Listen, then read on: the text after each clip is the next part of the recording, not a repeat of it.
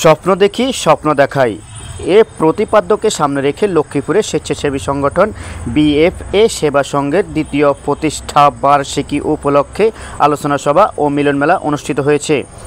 ২রা নভেম্বর সোমবার বিকেলে শহরের মটকা মসজিদ সংলগ্ন সংগঠনটির অফিস কক্ষে এই মিলন মেলা করা হয়।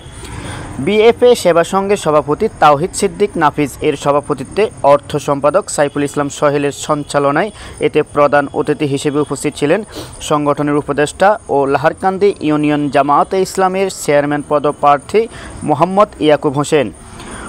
প্রধান আলোচক হিসেবে উপস্থিত ছিলেন পৌর ১০ নং ওয়ার্ড বিএনপির সাধারণ সম্পাদক মোহাম্মদ রেজাউল করিম।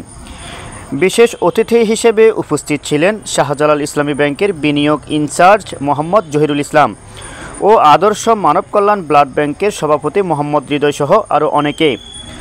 অনুষ্ঠানে ১৫ জন স্বেচ্ছাসেবীকে সম্মাননা প্রদান ও ফ্রি রক্তদান কর্মসূচি পালন করা হয়।